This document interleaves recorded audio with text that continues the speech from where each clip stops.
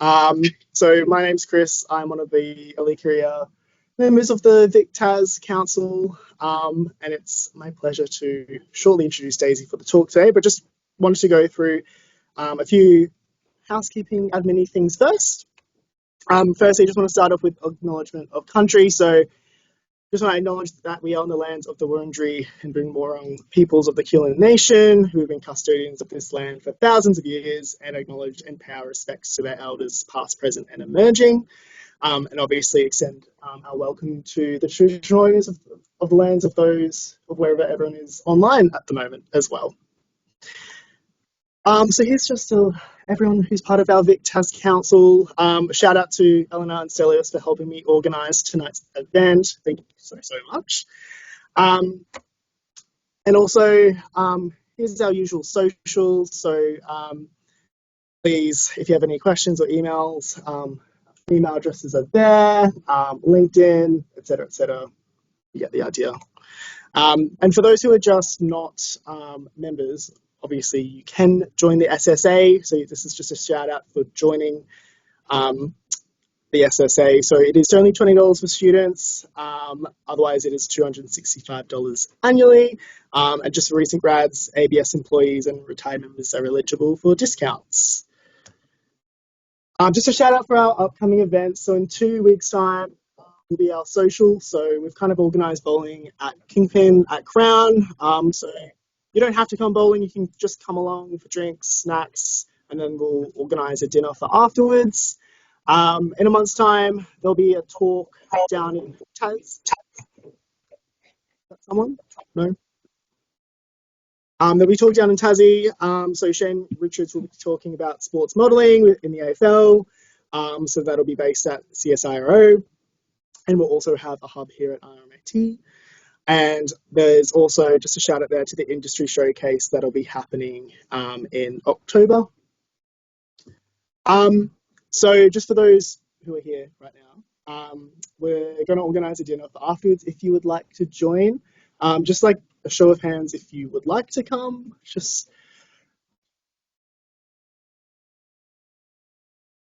perfect, love it. Yes, we're just going to go to a Thai restaurant nearby. Okay, yay! Okay, so before we get started with Daisy's talk, I'm just going to actually ask Ian Gordon to come up to make an award. Other people find that transcript impossibly distracting. Perfect lava, can I? Is there any chance we can turn it off? Is it on? Well, it's on the screen. It's on that one. No, it's on that. So this now seems to be. Oh, there it is. There it is. It's on the right one. Yeah. Beautiful. Maybe. So Jessica, Professor Jessica Kaiser, known to all of you, I presume. Some of you may not know me. My name's Ian Gordon. Until a week ago, I was the president of the Stats Society of Australia. I'm now the vice president. And Jess, as you may know, has been in both of those roles as well. And prior to that, so she was president between 2020 and 2022. And prior to that, she was also vice president and president of the Victorian branch then of the Stats Society. In fact, I think I worked out you must have been vice president of both for an overlapping period in 2000, part of 2020. And the Society has a service that they give to people who've offered excellent and sustained service over a long period of time in various roles.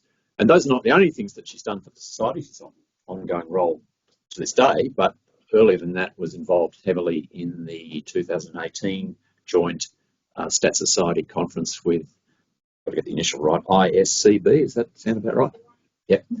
And she was very instrumental in developing and nurturing the Equity, Diversity and Inclusion Committee and activities of the Society.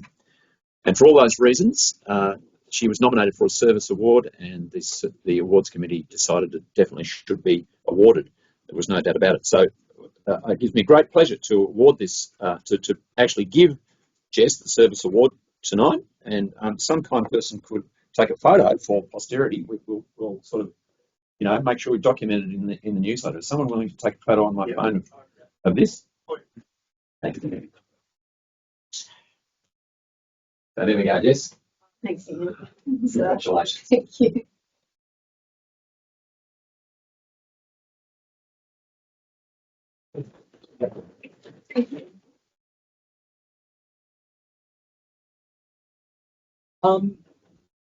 How do I admit people?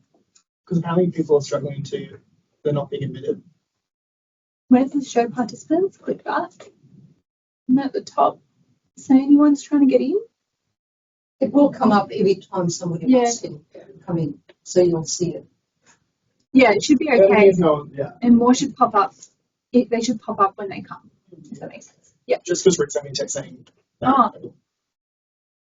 Ask him to try again, and we'll see if he You can. might have to. Yeah, I might do. Yeah. Yeah. Thank you. Yeah. Honestly. Okay. All right. So, yay. Finally. Okay. So it is a privilege to introduce this person to speak. So obviously a colleague, but also a very good friend of mine, Daisy Shepherd. She did her PhD at the University of Auckland and came along to Melbourne, landed a job at the Murdoch Children's Research Institute. She conducts lots of methodological research with her neurodisability and rehabilitation group, and has worked on many large-scale observational studies such as Generation Victoria, and is evaluating very modern analytical techniques and statistical methods, particularly in the causal inference realm of side of things, including machine learning. So for those who are here in person, if you haven't met Daisy before, definitely have a chat with her afterwards. Not only about her research, but she's also just one of the most personal people I know, and she's just great to be around. Anyway, without further ado, I'll just, if you'd like to come up, she'll be giving a talk on causal machine learning in health research. Now, which was it? I'm just going to stop sharing this for hidden. Yeah. Right. Control L. Is the screen? Oh, excellent. All right, over to you. Thanks. Let's hope so. Hey.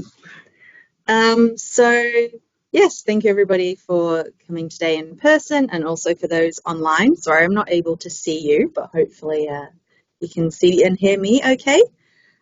So today I'm going to be talking about machine learning in the causal inference space in health research.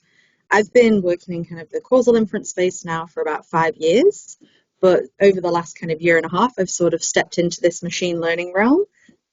So I'm by no means an expert, but it's really good to be given the opportunity to talk about this today because that's such a good way to test your own knowledge, as I've realized.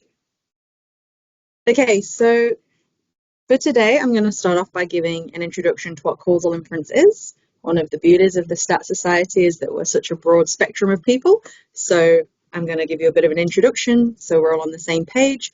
Then I'm going to talk about causal inference using observational data before getting into the discussion about machine learning and then highlighting a few areas of ongoing research. So what is causal inference? Causal inference is a central goal of clinical and public health studies, where we're interested in understanding the impact of an intervention, an exposure, a treatment on health outcomes. And the way that we really think about these is it's what-if questions. What if I could give my patients drug B instead of drug A? What if somehow we managed to make all children be born at full term as opposed to preterm? Or one from my disability research, what if brain injury in early childhood was prevented? And the main idea of asking these types of what-if questions is we want to be able to understand what action will improve the patient and population health outcomes. And just as a bit of a disclaimer, so causal inference is estimating the effect of a proposed cause. We're saying we think this is a cause, we want to estimate what that effect is, i.e. the causal effect. It is not, and you will see in literature this is what it sometimes is claimed to be. It's not about identifying causes. It's not about demonstrating causality. And I think it would be a bit amiss if I didn't mention the Hernan book, What If? Causal Inference. This is like the Bible, I would say. That's the first thing everybody reads when they're getting into causal inference. So if you're interested in this, I would say start with that. It's a great book. It's online, freely accessible, and continually being updated. So let's get back into this. So we're interested in estimating this causal effect. How do we actually define what that causal effect is? So I'm going to use a motivating example from my research, where we were interested in looking at the impact of having a brain injury in early childhood on academic achievement in adolescence. So in an ideal world, we would ideally want to be able to see this individual causal effect. We'd like to see if everybody had a brain injury, what was their outcome, and also if they didn't have a brain injury, what's their outcome. And therefore, for every individual, we can get their causal effect. But as we know, that's typically not achievable in many settings. We can't have somebody have a brain injury and also have them not have a brain injury. Really doesn't make sense. And actually in the real world, what we get is we just observe them having one of these interventions or exposures, essentially, and we therefore observe their outcome for the exposure that they had. So sadly, the individual causal effects are rarely achievable. So this is why we define our causal effects, on the population level as the average causal effect. So this is a contrast in the average outcomes that would be potentially observed when treating versus not treating this infinite population, i.e., we'd have the group of childhood brain injury, the group of no childhood brain injury, and we'd look at the mean potential outcome in each arm and compare this. And for the sake of this talk, I might say causal effect every so often, but what I do mean by that is the average causal effect. We're looking at it on this population level. So estimating the average causal effect. As we know, typically the gold standard for this is to use a randomized control trial. The beauty of having that randomization process means we can randomize individuals to treatment groups, and therefore it makes our groups comparable with respect to their potential outcomes. And therefore we can just compare the average outcomes between our two groups or our arms. However, as we know, this is not always feasible, timely, ethical. If we think about that brain injury example, how are we going to randomize people to have brain injuries and not? It's probably not going to happen. So in this situation, reliance on observational data is common and it's a good alternative. And this can involve using longitudinal cohort studies or the growing body of electronic medical records. And this was me just typing in data deluge, and essentially lots of headlines coming out about how data is everywhere. We don't know what to do with it. So it seems that as this amount of data is growing, these kind of methods are going to be more imperative as well. But as we know, the issue with using observational data is we don't have that beauty of randomization like we do in a trial. In fact, we could have these exposure groups that are really not comparable. And therefore, this presents a bit of a challenge when we're trying to estimate those causal effects. And it requires us to have very careful statistical design and analytic methods when we're trying to estimate these from observational data. So now I'll just quickly give a brief overview of how we actually approach this in observational data for those who are maybe not as familiar with the area. So with any study, I hope we all agree that it's really important to actually design your study really well before we actually dive into doing the analysis. And essentially the idea that we want to design this study optimally so that any potential biases are minimized. So in the causal setting, this is the notion of confounding bias and also selection and measurement bias. And in the causal inference methodology, there's been a big rise in development of tools that can help guide the planning and interpretation of causal analyses. So the first one is this idea of the target trial framework, which was originally introduced by Hernan, but there's been lots of kind of commentaries around it now. And essentially, this is a really important design technique that we think about, okay, let's get out of the realms of reality. If we could actually conduct a trial, what would this look like? And we refer to this as the target trial. That's what we would aim for if we could. If we were in a world where we could randomize people to have brain injuries in childhood, what would that look like in terms of a trial? And therefore, we kind of define the key components of this trial. Then, by using our observational data, we see this as an attempt to emulate this target trial. Okay, so if we're using our observational data to get as close to this target trial as possible, what does that look like? And this is actually a really useful kind of thought process because it helps gain precision. You get a lot of clarity around what you're estimating by specifying that target trial, but also provides this really nice framework to address disparities between your observational data and an ideal trial to get to your target estimand. And this can be really helpful in identifying and addressing potential limitations.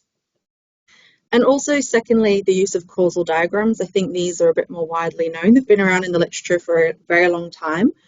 And essentially, this is a way of depicting the assumed causal structure underpinning your question. And these, again, used in combination with the target trial framework, can be really helpful in identifying potential sources of bias. Therefore, you can plan your analysis to try and minimize these where possible. And also, they're a really good communication technique. They make your assumptions really transparent. You're saying, this is the causal structure I've assumed, and that's very clear to people reading your paper, but also when collaborating with other people, because they might actually have a different opinion on what they think the structure should look like. But for the sake of this talk, we're going to focus very much on this analytic side. And from now on, we're going to assume that somebody's done all the hard work and actually they've designed this study optimally for us already. So we have an observational study with our outcome Y, exposure X, and we've identified a set of confounders that we want to adjust for. So therefore, we need an appropriate analytic method that enables us to estimate this average causal effect from our data. And again, for the sake of this talk, I'm very much going to focus on methods that are used to minimize potential confounding bias, also known as confounding adjustment methods. But I also want to flag that other methods may be needed, i.e. if you have selection bias due to missing data, you may want to look at approaches how to handle that, such as multiple imputation, or if there's measurement error, you might potentially want to use regression calibration. So in the space of confounding adjustment methods, what are the typically used approaches? So the first one that hopefully everybody is very familiar with is multivariable outcome regression.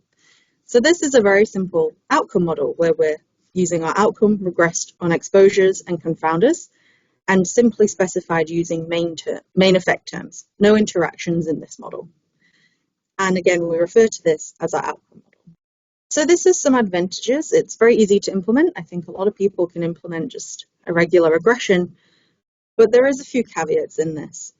By only including these main effects, it means that we're assuming a constant causal effect across the substrata of our confounders. And that's actually in practice quite rarely a very realistic assumption. Again, I work in disability research where our populations are extremely heterogeneous, and to assume that these substrata of confounders have the same causal effect just is very unrealistic. And also this has the limitation that when we have time-varying confounding or even time-varying exposures, this method is no longer applicable. And also, as you'll see in bold, kind of the really critical sort of assumption that I'm focusing on today is to get consistent estimation of our average causal effect, we assume that this model is correctly specified. And again, we can't test this, we just have to trust and assume that we've specified it in the correct way. So some alternative approaches, we're trying to move people away from the outcome regression world, and the standardization approaches seem like a nice little step up. And by standardization, it means that essentially what we're trying to do is recover the outcome means in each group, standardized to the total sample confounder distribution, therefore making them more comparable. And one of them, which I have a personal favor of mine, so I'm a little bit biased, is G-computation. So this works in a very similar way to outcome regression. We're again specifying an outcome model, i.e. we've got our outcome regressed on exposure and confounders. However, this time we're not only limited to main effects, we can also add in interactions as well. And we use this outcome model to generate predictions of the outcomes for all records under different exposure levels in our sample. So I'm not going to go into kind of the finer details of the method, but again, the main thing is that this method also assumes that the outcome model is correctly specified. And again, we can't test that. But this method does offer an advantage over outcome regression because we can include those interaction terms between exposure and confounders, meaning that we can relax some of those strict parametric assumptions, which seem to be more realistic for real-world practice. Another standardization method is inverse probability weighting. So this actually uses a model for the exposure. Instead, we're having the exposure regressed on confounders. This is used to estimate a propensity score. Then we use these propensity scores to reweight so that our exposure groups are balanced, i.e. they have the same confounder distribution as the total sample and therefore more comparable in that way. Again, this relaxes the strict parametric assumptions, But you'll be seeing a common theme here. Again, this assumes that our exposure model is correctly specified, and we can't test that. So as we'll see, those methods, and I'll refer to these as singly robust methods, as they utilize one model, either for the outcome or the exposure. And to enable consistent estimation of the average causal effect, we require these models to be correctly specified. So I've just told you that we never know that, so what do we actually do about this in practice? Well, typically we know what variables to put in based on that amazing design work that somebody's already done for us. So therefore we know what ingredients we're putting into that model. However, for that outcome model with G computation, there's very little guidance on how you actually parametrically specify that, i.e. what interaction terms do you want in there? Maybe some nonlinear terms. At the moment, it's kind of a bit of guesswork and it's kind of done a bit arbitrary. And then the exposure model with IPW, there is approaches that we can use to assess the balance of confounders has been achieved between the exposure groups. But there is also the issue here that sometimes it's not feasible to actually achieve balance in that situation. So it's not a perfect solution either. And I think these ideas really kind of present a bit of a challenge to application in practice. So this is where the newer doubly robust methods came in, which I think their name kind of gives them away a bit, but they use a double modeling procedure, i.e. a model for the outcome and a model for the exposure to estimate the average causal effect. And these have the beauty that they only require one model to be correctly specified for consistent estimation. And actually, if you're in a situation where they're both correctly specified, you end up with an efficient estimator. So it has some really nice statistical properties. And some of the key examples of this are augmented IPW and targeted maximum likelihood estimation, aka TMLE. And the advantage of these, as we can see, is that they are more robust to model misspecification because you only require one of them to be correctly specified. And for the main part of the talk today, they also have the added benefit that we can incorporate machine learning when we're actually fitting those two models as well. So now I'll just give a bit of an overview of what I mean by machine learning in the context of causal inference. So when I was putting together this talk, I originally started off with this slide as what is machine learning? And I quickly realized after a lot of Googling that that is not an easy thing to answer in a very nice and consistent way. I contemplated asking ChatGPT, but that felt a bit circular. So thought I wouldn't do that. And instead, I'm going to talk about machine learning very much in the context of causal inference. And within this space,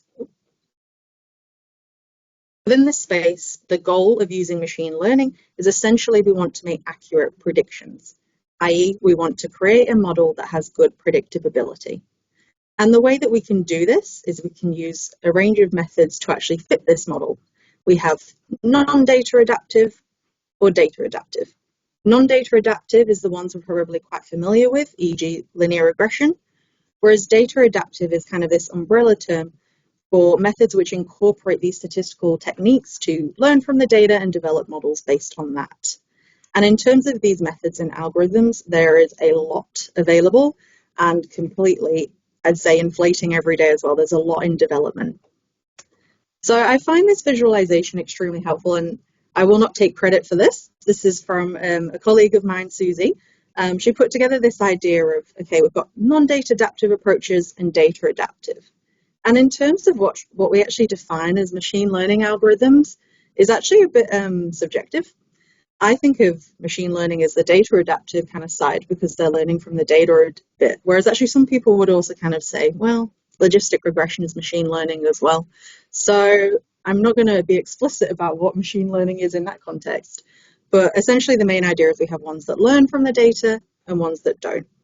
And in terms of the data adaptive ones, there's a broad spectrum of potential algorithms out there, going from tree-based, regression-based, instant-based, and then of course there's always an other category involved to those ones that don't really belong to anywhere else. And this is only a select few actually that link to available in some of the software that we use. So in terms of knowing which method to actually use, as you see, there's a lot of choices there, and you might think, okay, where do I even begin? How do I know which is the most appropriate for my situation?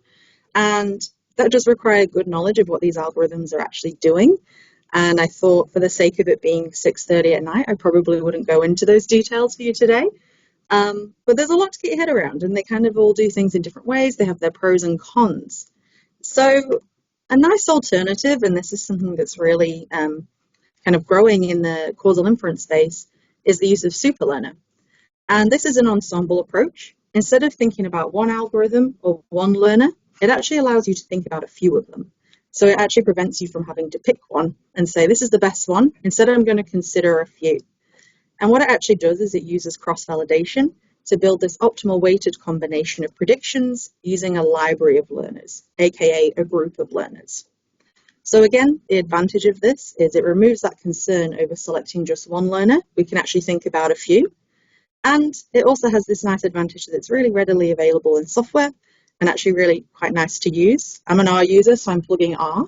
I'm not too sure about Stata, actually. It has. And also, this is an ongoing area, but there is becoming this growing body of guidance around how to actually optimally specify that superlearner, i.e. what algorithms, what learners are we putting in those libraries, and different kind of parameter tuning as well.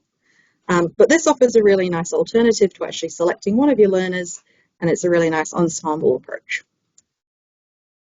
So taking it back now to that causal inference space, how are we actually going to use these machine learning methods? Where do they come into play in what we're talking about? And essentially, if we think about those doubly robust approaches, we could essentially use machine learning to fit those models, i.e. help us fit that outcome model, help us fit that exposure model when we're estimating this average causal effect. Because when we're fitting these models, ideally we want to obtain models that have good predictability, i.e. they're estimating what we want them to estimate. And again, what is the advantage of this? Why should we actually care about this? As we've seen, it removes the need for the user to actually specify that model. If we think back to those original regression models, we had to think about what terms are we putting in there, what interactions am I writing? Whereas actually using these approaches, you don't need to do that. It has a lot more flexibility around it. And also as a result of that, it can mean that it helps us reduce that risk of model misspecification. We're not just doing that arbitrary specification that we think. And also I'd say one of the key highlights and advantages of this approach is they're very useful in a high dimensional setting. And this is definitely extremely common in cohort studies, and especially in the setting if we have high dimensional confounders or high dimensional mediation. Some of the learners within the superlearner library, they actually have some built-in data reduction techniques that can be really helpful. And therefore this kind of avoids us trying to do some arbitrary variable selection prior to this. So you might not be thinking, but this is probably my first knee-jerk reaction was, okay, machine learning sounds great.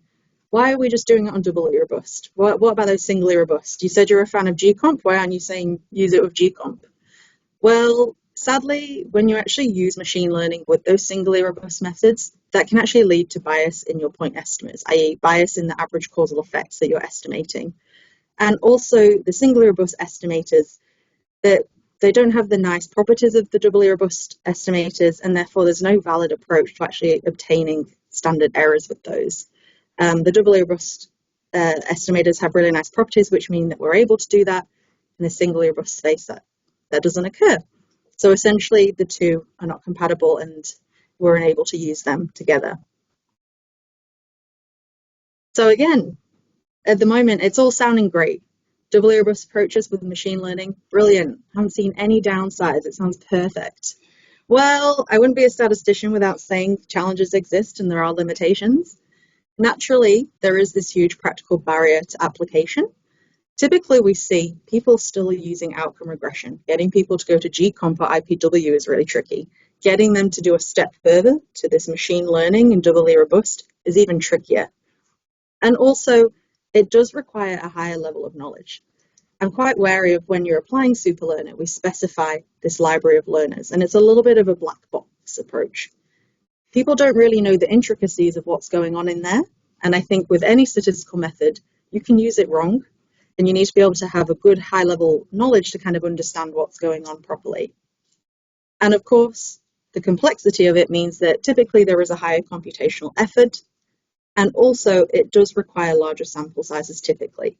Again, in the disability research that I do, unfortunately, we don't ever really get sample sizes. that are going to be sufficient. So therefore, maybe something like G computation with interactions might be more preferable.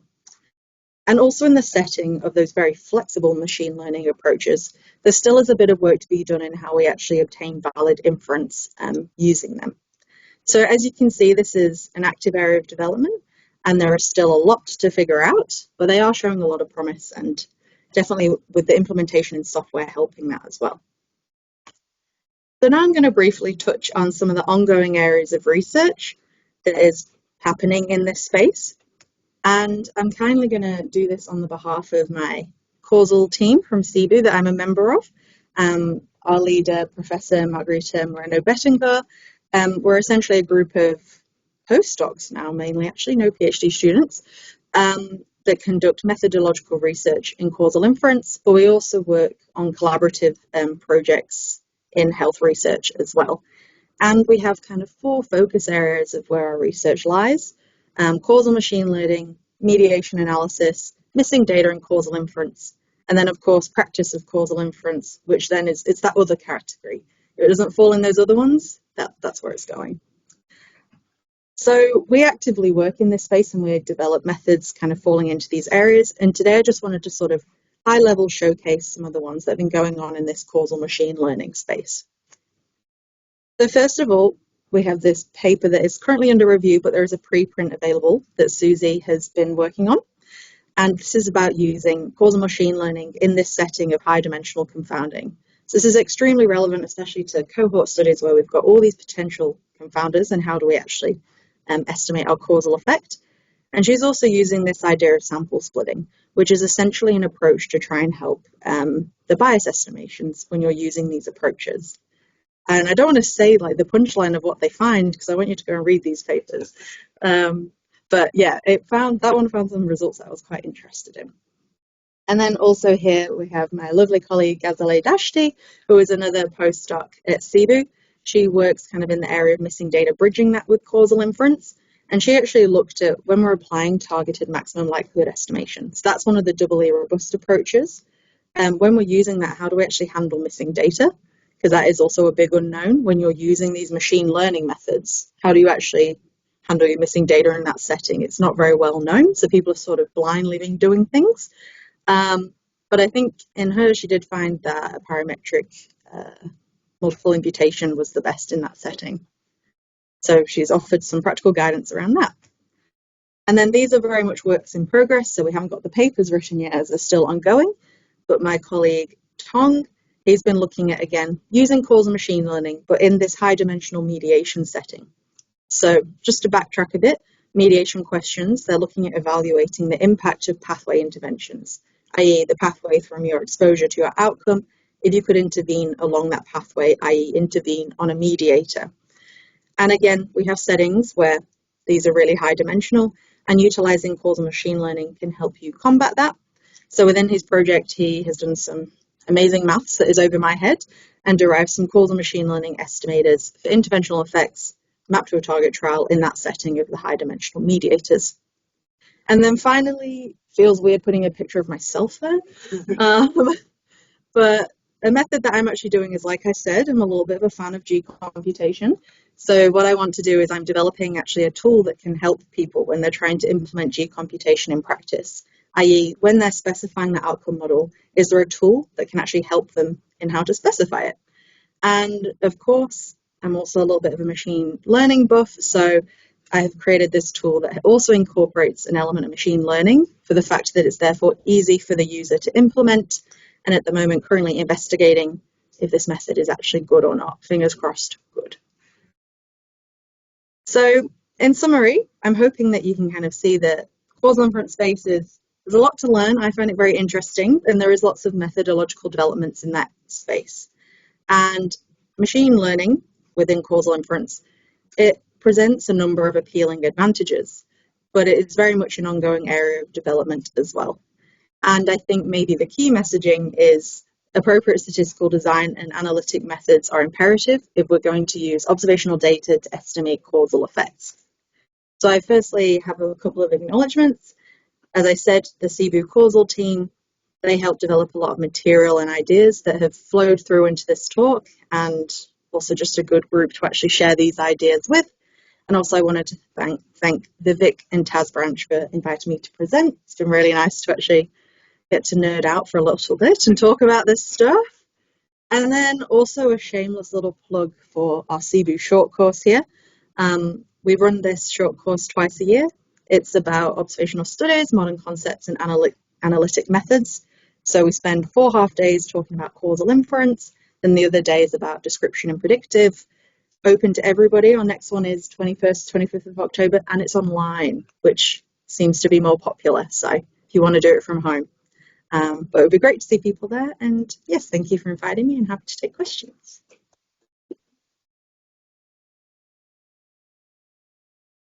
Yeah, it looks like we have time for questions. So anyone from the room or even for those online, feel free to put them in the chat or unmute yourself, I guess.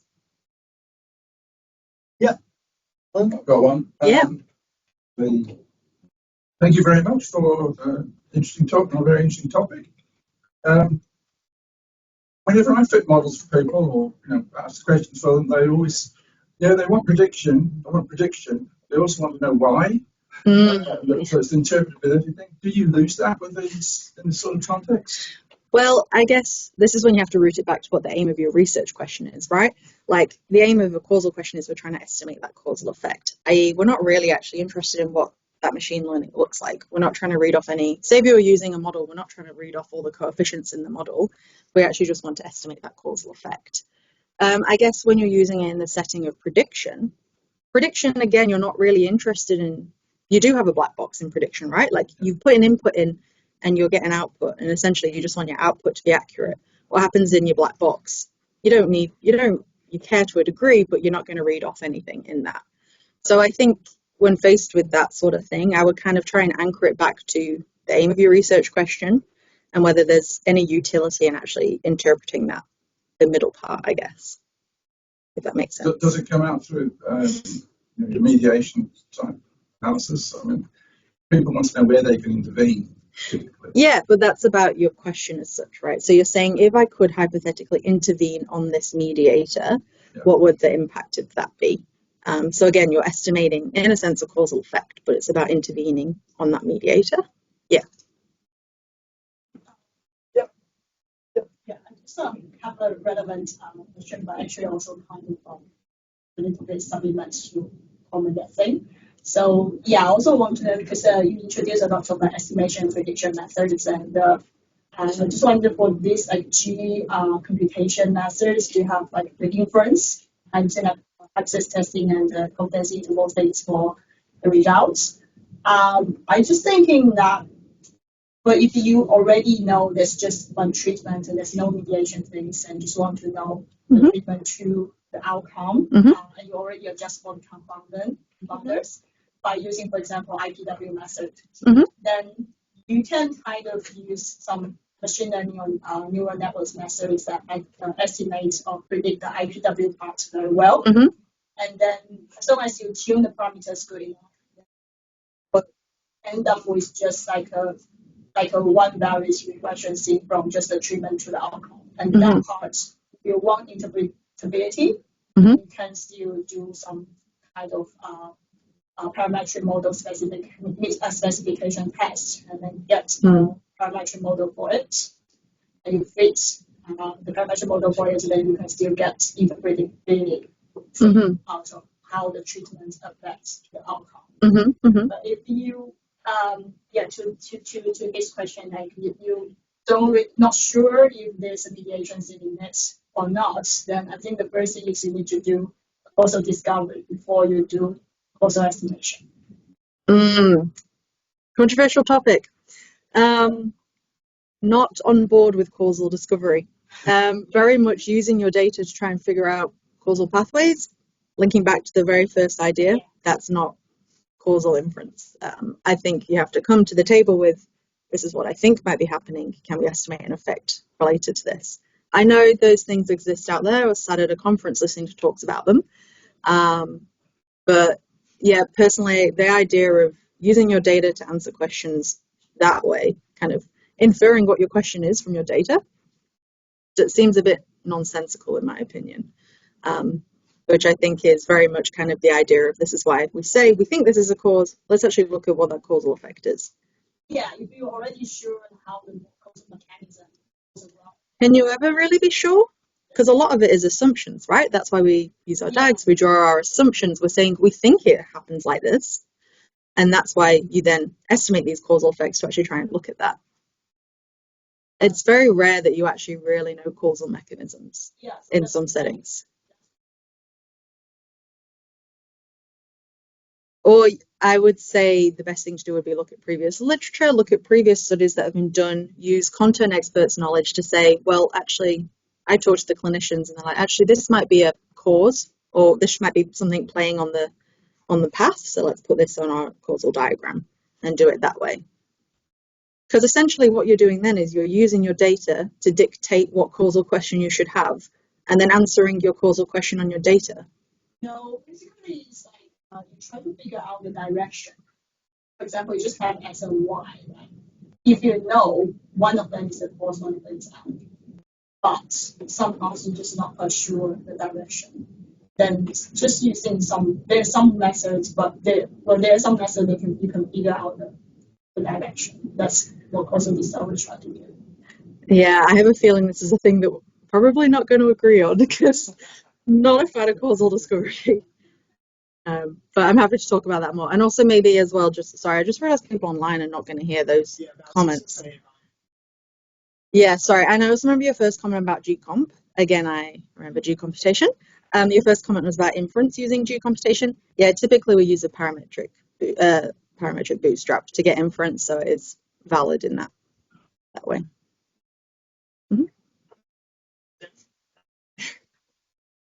Back a while ago in the slides, you had a comment about you can't test the model specification.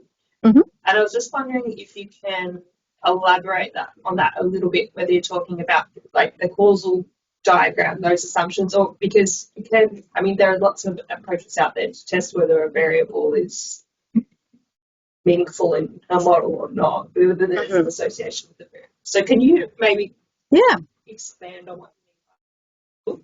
Yeah, well, I guess you're assuming that the outcome model. Okay, well, I'll just talk about outcome model. You're assuming it's correctly specified, i.e., it reflects the actual truth, right? Like the truth of the generating process, which in a simulation study, yes, we know because we make it. Whereas in reality, we never really know what our Y actually looks like parametrically specified by these other variables. We can only make assumptions about that.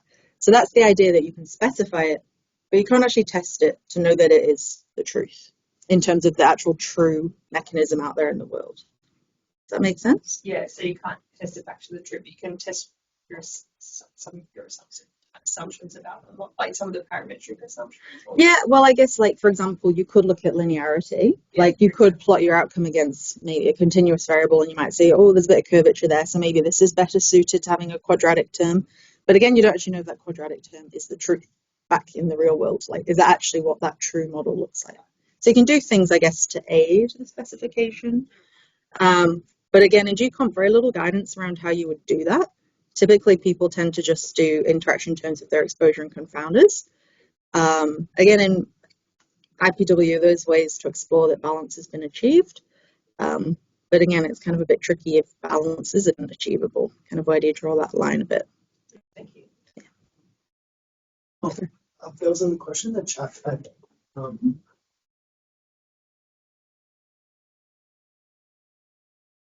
So when you say linear model is a subset of non-data adaptive, is it possible to think about other extensions of linear models, such as linear mixed models, etc.? Yes, wait, let me think. Where am I going? This way.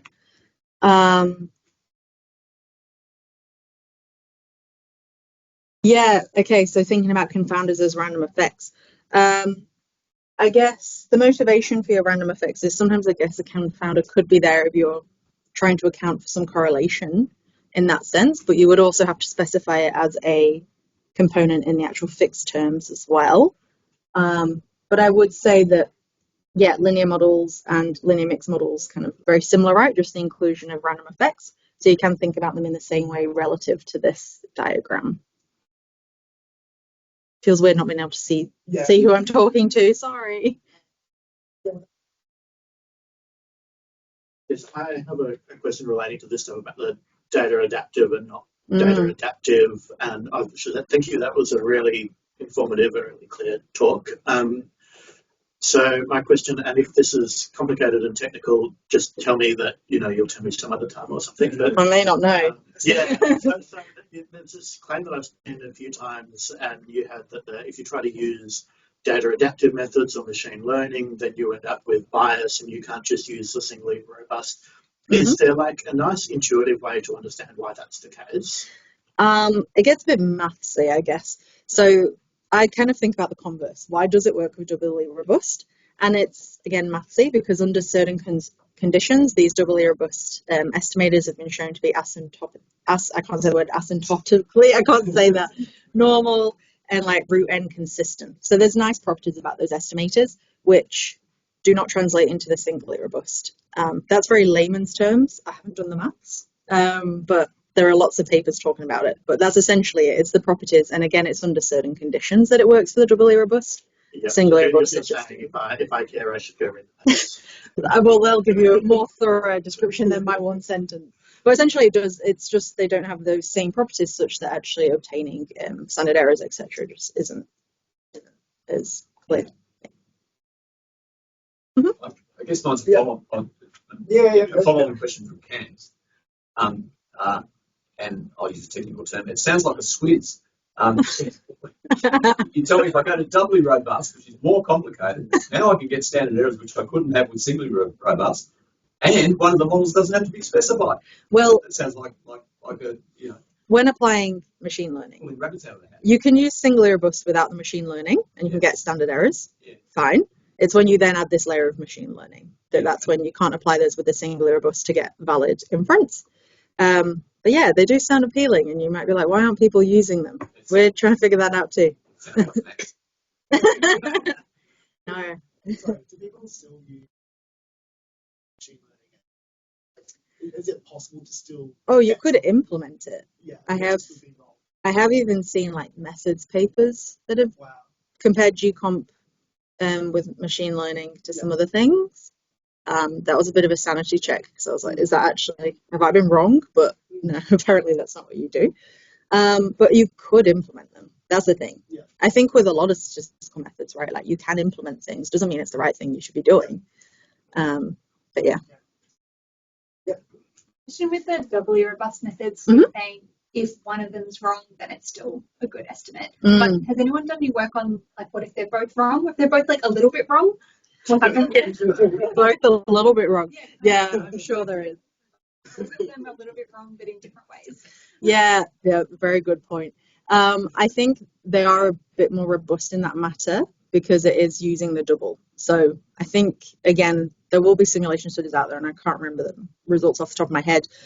But from my own sort of understanding that both of them being a little bit wrong is maybe not quite as bad as in a single robust having that one wrong. But I'm also not 100% like sure on the magnitude of that effect. So I think that would definitely be something worth, looking into. I'm sure it's been done. On like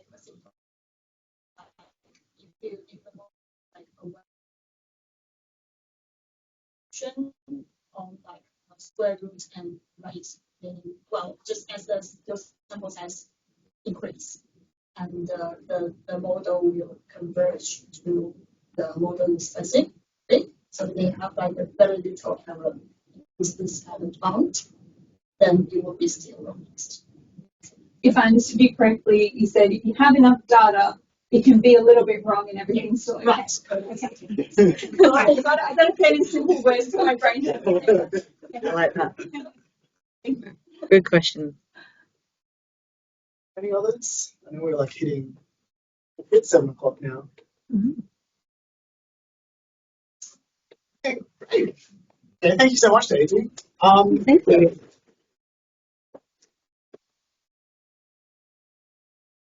Oh, we can finish. Oh, yeah, sorry. Keep getting.